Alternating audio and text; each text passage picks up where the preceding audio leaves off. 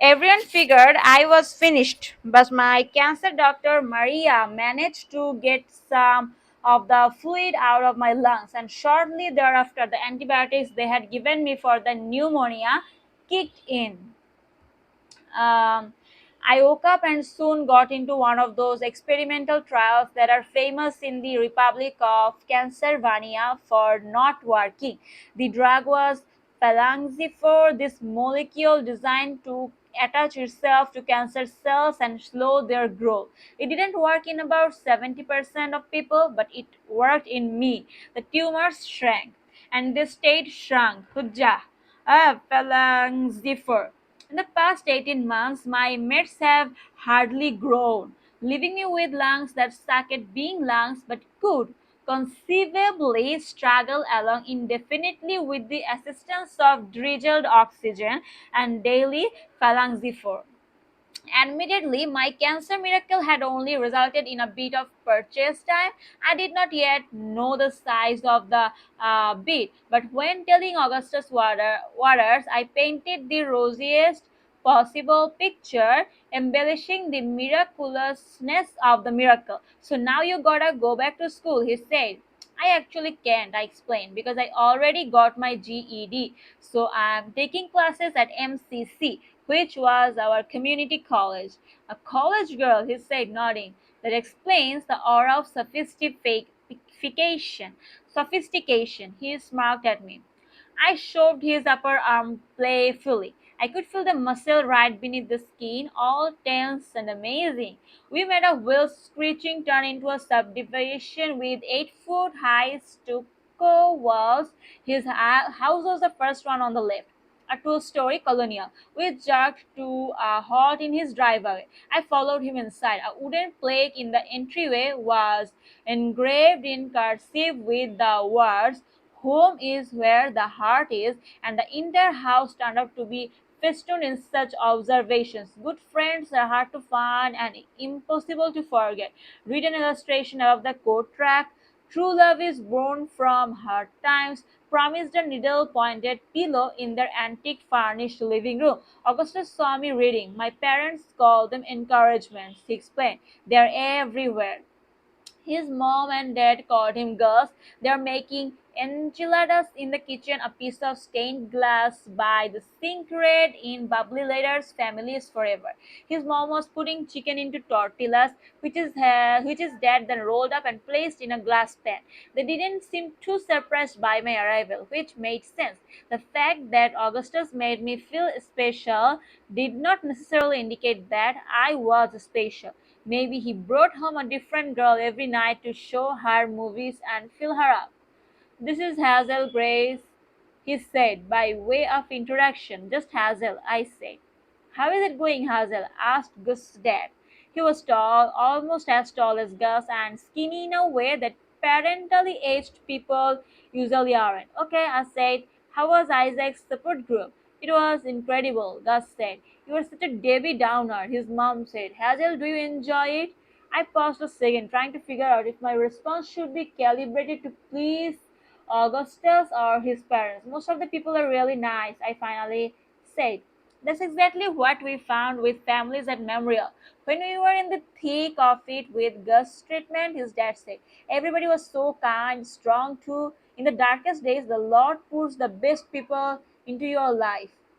"Quick, give me a throw pillow and some thread because that needs to be an encouragement," Augustus said, and his dad looked a little annoyed, but then Gus wrapped his long arm around his dad's neck and said, "I'm just kidding, Dad. I like the freaking encouragements. I really do. I just can't admit it because I'm a teenager." His dad rolled his eyes. "You are joining us for dinner, I hope?" asked his mom. She was small and brunette and vaguely mousy.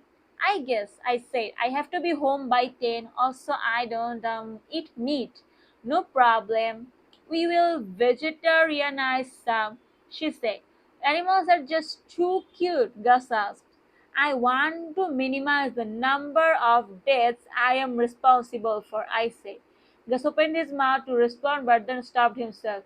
His mom filled the silence. "Well, I think that's wonderful.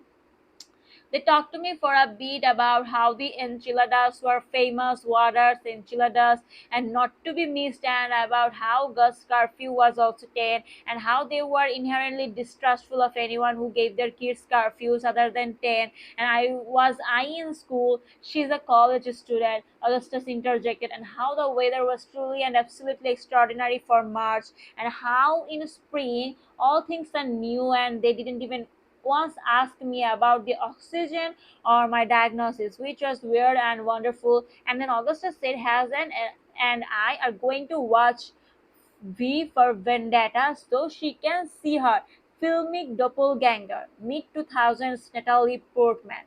The living room TV is yours for the watching, his dad said happily. I think we're actually gonna watch it in the basement. His dad laughed. Good try, living room. But I want to show Hazel Grace the basement. Augustus said, just Hazel. I said. So show just Hazel the basement, said his dad, and then come upstairs and watch your movie in the living room. Augustus puffed up his cheeks, balanced on his leg, and twisted his hips, throwing the prosthetic forward. Fine, he mumbled. I followed him down carpeted stairs to a huge basement bedroom. A shelf at my eye level reached all the way around the room, and it was stuffed solid with basketball memorabilia. Dozens of trophies with gold plastic, man mid-jump shot or dribbling or reaching up for a layup toward an unseen basket. There were also lots of signed balls and sneakers. I used to play basketball, he explained. You must have been pretty good. I wasn't bad, but all the shoes and balls are cancer parks. He walked toward the TV, where a huge pile of DVDs and video games were arranged into a vague pyramid shape. He bent at the waist and snatched a V for Vendetta. I was like the prototypical white Hoosier kid. He said I was all about resurrecting the lost art of the mid-range jumper. But then one day I was shooting free throws, just standing at a foul line at the North Central gym, shooting from a rack of balls. All at once, I couldn't figure out why I was methodically tossing a spherical object through a toroidal object. It seemed like the stupidest thing I could possibly be doing. I started thinking about little kids putting a cylindrical peg through a circular hole and how they do it over and over again for months when they figured it out, and how basketball was basically just a slightly more aerobic version of that same exercise.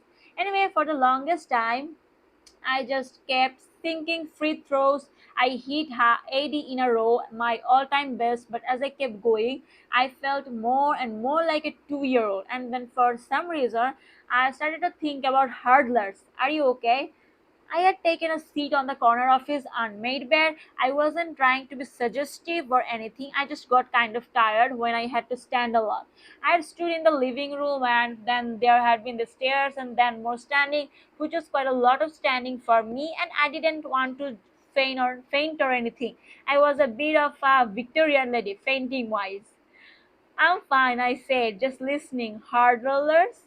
Yeah, hurdlers. I don't know why. I started thinking about them running their hurdle races and jumping over these truly arbitrary objects that had been set in their path. And I wondered if hurdlers ever thought, this would go faster if we just got rid of the hurdles.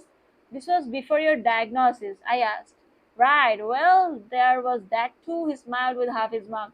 The day of the existentially fraught free throws was coincidentally also my last day of dual leggedness. I had a weekend between when they scheduled the amputation and when it happened, my own little glimpse of what Isaac is going through. I noted. I liked Augustus Waters. I really, really, really liked him. I liked the way his story uh, ended with someone else. I liked his voice. I liked that he took existentially fraught free throws. I liked that he was a tenured professor in the Department of Slightly Crooked Smiles with a dual appointment in the Department of Having a Voice that made my skin feel more like skin. And I liked that he had two names. I have always liked people with two names because you get to make up your mind what you call them. Gus or Augustus. Me, I was always just Hazel, and Evelyn Hazel. Do you have siblings? I asked. Ah, he answered, seeming a little distracted. You said that thing about watching kids play? Oh, yeah, no, I have nephews from my half sisters, but they are older. They're like dad. How old are Julie and Martha? 28. They're like 28. They live in Chicago. They're both married to very fancy lawyer dudes or banker dudes. I can remember. You have siblings? I shook my head. No. So, what's your story? He asked, sitting down next to me at a safe distance. I already told you my story. I was diagnosed when. No, not your cancer story. Your story. Interests, hobbies, passions, and weird fetishes, etc. I said, don't tell me you are one of those people who becomes their disease. I know so many people like that. It's disheartening. Like cancer is in the growth business, right? The taking people over business. But surely we haven't let it succeed prematurely. It occurred to me that perhaps I had. I struggled with how to pitch myself to Augustus Waters with enthusiasms to embrace, and in the silence that followed, it occurred to me that I wasn't very interesting. I'm pretty unextraordinary. I reject that out of hand. Think of something you like. The first thing that comes to mind. I'm reading. What do you read? Everything from like hideous romance to pretentious fiction to poetry, whatever. Do you write poetry too? No, I don't write. There. Augustus almost shouted, Hello, Grace, you are the only teenager in America who prefers reading poetry to writing. This tells me so much. You read a lot of capital G grade books, don't you? I guess. What's your favorite? I said my favorite book by a wide margin was an Imperial Affliction, but I didn't like to tell people about it. Sometimes you read a book and it fills you with this weird evangelical zeal, and you become convinced that the shattered world will never be put back together unless and until all living humans read the book. And then there are books like an Imperial Affliction, which you can tell people about. Books so special and rare and yours that advertising your affection feels like a betrayal. It wasn't that the book was so good or anything, it was just that the author, Peter Van Houten, seemed to understand me in weird and impossible ways. And Imperial Affliction was my book in the way my body was my body and my thoughts were my thoughts. Even so, I told Augustus, my favorite book is probably an Imperial Affliction, I said. Does it feature zombies? He asked. No, I said. Stormtroopers? I shook my head. It's not that kind of book. He smiled. I'm going to read this terrible book with the boring title that does not contain stormtroopers, he promised, and I immediately felt like I shouldn't have told him about it. Augustus spun around to a stack of books beneath his bedside table. He grabbed a paperback and a pen as he scribbled an inscription onto the title page. He said, all I ask is in exchange is that you read this brilliant and haunting novelization of my favorite video game. He held up the book, which was called The Price of Dawn. I laughed and took it. Our hands kind of got muddled together in the book hand up, and then he was holding my hand. Cold, he said, pressing a finger to my pale wrist. Not cold so much as under oxygenated, I said. I love it when you talk medical to me, he said. He stood and pulled me up with him and did not let go of my hand until we reached the stairs. We watched the movie with several inches of couch between us. I did the totally middle school thing wherein I put my hand on the couch about halfway between us to let him know that it was okay to hold it, but he didn't try. An hour into the movie, Augustus' parents came in and served us the enchiladas, which you wait on the couch, and they were pretty delicious. The movie was about this heroic guy in a mask who died heroically for Natalie Portman, who is pretty badass and very hot and does not have anything approaching my puffy steroid face. As the credits rolled, he said, Pretty great, huh? Pretty great, I agreed, although it wasn't really. It was kind of a boy movie. I don't know why boys expect us to like boy movies. We don't expect them to like girl movies. I should get home. Class in the morning, I say. I sat on the couch for a while as Augustus searched for his keys. His mom sat down next to me and said, I just love this one, don't you? I guess I'd been looking toward the encouragement above the TV, drawing of an angel with the caption, Without pain, how could we know joy? This is an old argument in the field of thinking about suffering, and its stupidity and lack of sophistication could be plumbed for centuries, but suffice it to say that the existence of broccoli does not in any way affect the taste of chocolate.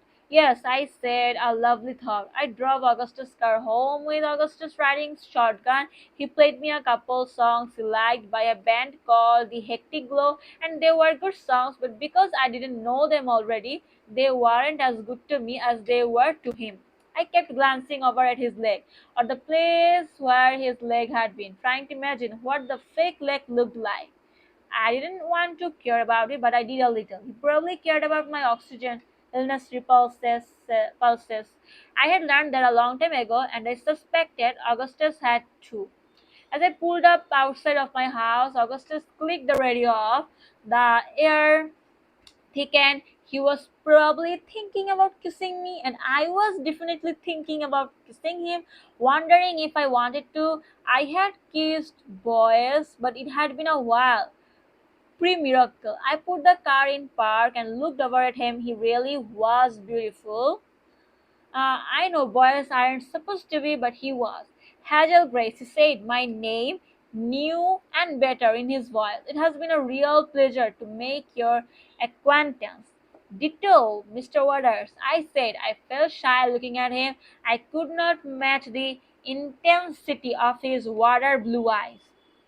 May I see you again? He asked. There was an enduring nervousness in his voice. I smiled. Sure. I mean, that nervousness is enduring. Tomorrow? He asked. Patience, grasshopper. I counseled. You don't want to seem overeager. Right, that's why I said tomorrow. He said, I want to see you again tonight, but I'm willing to wait all night and much of tomorrow. I rolled my eyes. I'm serious, he said. You don't even know me, I said. I grabbed the book from the center console. How about I call you when I finish this?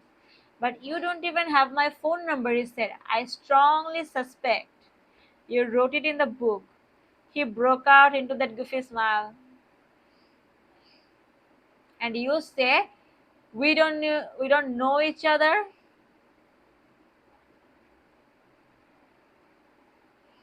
Ah. Chapter 3. I stayed up pretty late that night reading The Price of Dawn. Spoiler alert, The Price of Dawn is blood. It wasn't an empirical affliction, but the protagonist, Staff Sergeant Max Mayhem, was vaguely likable despite killing, by my count, no fewer than 118 individuals in 284 pages. So I got up late the next morning, a Thursday. Mom's policy was never to wake me up because one of the job requirements of professional sick person is sleeping a lot. So I was kind of confused at first when I jolted awake with her hands on my shoulders. It's almost 10, she said. Sleep fights cancer, I said. I was up late reading. It must be some book, she said as she knelt down next to the bed and unscrewed me from my large rectangular oxygen concentrator, which I called Philip because it just kind of looked like a Philip. Mom hooked me up to a portable tank and then reminded me I had class. Did that boy give it to you? She asked out of nowhere. By it, do you mean herpes? You are too much, Mom said. The book. Here, he gave me the book. I can tell you like him, she said, eyebrows raised, as if this observation required some uniquely maternal instinct. I shrugged. I told you support group would be worth your while. Did you just wait outside the entire time? Yes, I brought some paperwork. Anyway, time to face that day, young lady. Mom, sleep, cancer, fighting. I know, love, but there is class to attend. Also, today, the Green Mom's voice was evident. Thursday, did you seriously forget? Forget, maybe it's Thursday, March 29th. She basically screamed, a demented smile plastered her face. You were really excited about knowing the date. I yelled back. Hazel, it's your 33rd half birthday. Oh, I said. My mom was really super into celebration maximization. It's our birthday. Let's hug trees and eat cake. Columbus brought smallpox to the natives. We shall recall the occasion with a picnic, etc. Well, happy 33rd half birthday to me, I said. What do you want to do on your very special day? Come home from class and set the world record for number of episodes of Top Chef watched consecutively. Mom reached up to the shelf above my bed and grabbed Bluey, the blue stuffed bear I had had since I was like one, back when it was socially acceptable to name one's friends after their hue. You don't want to go to a movie with Caitlin or Matt or someone who were my friends? That was an idea. Sure, I said. I'll text Caitlin and see if she wants to go to the mall or something after school. Mom smiled, hugging to the beer to her stomach. Is it still cool to go to the mall? She asked. I take quite a lot of pride in not knowing what's cool, I answered. I texted Caitlin, I took a shower, got dressed, and then mom drove me to school. My class was American literature. I lectured about Frederick Douglass in a mostly empty auditorium, and it was incredibly difficult to stay awake. 40 minutes into the 90-minute class, Caitlin texted back, awesome sauce. Happy birthday. Castellan at 3:32. Caitlin had the kind of packed social life that needs to be scheduled down to the minute. I responded, sounds good, I'll be at the food cart. Mom drove me directly from school to the bookstore attached to the mall, where I purchased both Midnight Dolls and Requiem for Mayhem, the first two sequels to The Price of Dawn, and then I walked over to the huge food court and bought a Diet Coke. It was 3:21. I watched these kids playing in the pirate ship indoor playground while I read. There was this tunnel that these two kids kept crawling through over and over, and they never seemed to get tired, which made me think of Augustus Waters and the existentially fraught free throws. Mom was also in the food court alone, sitting in a corner where she thought I couldn't see her, eating a cheese stick sandwich and reading through some papers. Medical stuff probably. The paperwork was endless. At 3:32 precisely, I noticed Caitlin striding confidently past the oak house. She saw me the moment I raised my hand, flashed her very white and newly straightened teeth at me, and headed over. She wore a knee-length charcoal coat that fit perfectly and sunglasses that dominated her face. She pushed them up onto the top of her head as she leaned down to hug me. Darling, she said, vaguely British. How are you? People didn't find the accent order of putting. Caitlin just happened to be an extremely sophisticated 25-year-old British social lead stuck inside a 16-year-old body in Indianapolis. Everyone accepted it. I'm good. How are you? I don't know even know anymore. Is that diet? I nodded and handed it to her. She sipped through the straw. I do you were at school these days. Some of the boys have become downright edible. Oh yeah, like who I asked. She proceeded to name five guys we had attended elementary and middle school with, but I couldn't picture any of them.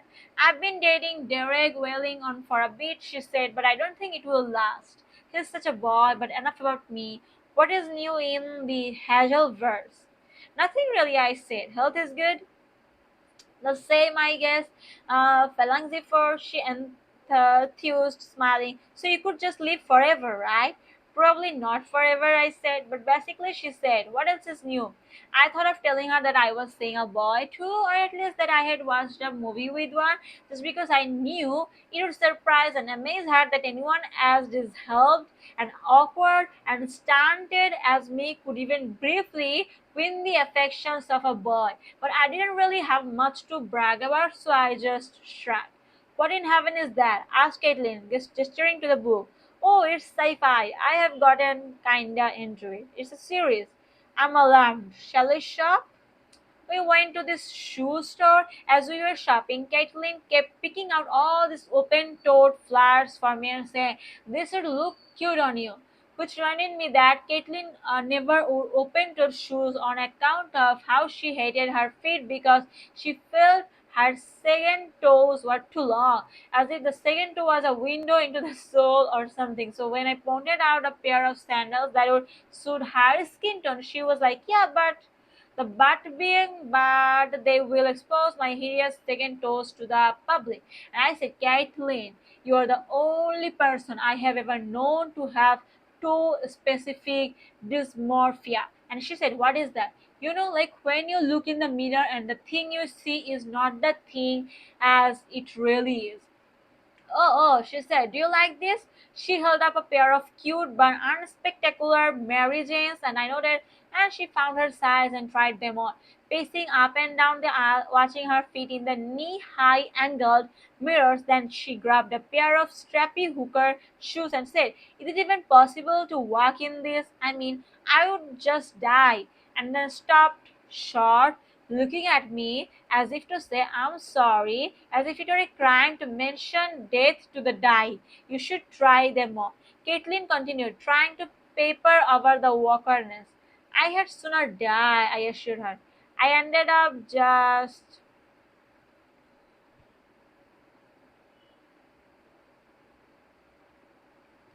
I ended up just picking out some flip flops so that I could have something to buy. And then I sat down on one of the benches opposite of a bank of shoes and watched Caitlin snake her away through the aisles, shopping with the kind of intensity and focus that one usually associates with professional chess. I kind of wanted to take up Midnight Dawns and read for a while, but I knew that it had been so rude, so I just watched Caitlin. Occasionally, she had circled back to me, clutching some close to prey, and say this, and I would try to make an intelligent comment about the shoe, and then finally she bought three pairs, and I bought my flip flops, and then as we exited, she said, "Anthropology." I should head home actually, I said. I'm kind of tired. Sure, of course, she said. I have to see you more often, darling. She placed her hands on my shoulders, kissed me on both cheeks, and marched off, her narrow hips swishing. I didn't go home though. I told mom to pick me up at 6, and while I figured she was either in the mall or in the parking lot, I still wanted the next 2 hours to myself. I liked my mom, but her perpetual nearness sometimes made me feel weirdly nervous, and I liked Caitlin too. I really did, but 3 years removed from proper full time schooling exposure to my peers, I felt a certain unbridgeable distance between us. I think my school friends wanted to help me through my cancer, but they eventually found out that they couldn't. For one thing, there was no truth. So I excused myself on the grounds of pain and fatigue, as I often had over the years when seeing Caitlin or any of my other friends. In truth, it always hurt. It always hard not to breathe like a normal person, incessantly reminding your lungs to be lungs, forcing yourself to accept as unsolvable the clawing, spraking inside out ache of under-oxygenation. So I wasn't lying exactly. I was just choosing among truths. I found a bench surrounded by an Irish gift store, the Fountain Pen Emporium, and a baseball cap outlet, a corner of the mall event. Caitlin would never shop and started reading Midnight Dawns. It featured a sentence to corpse ratio of nearly 1:1, and I tore through it without ever looking up.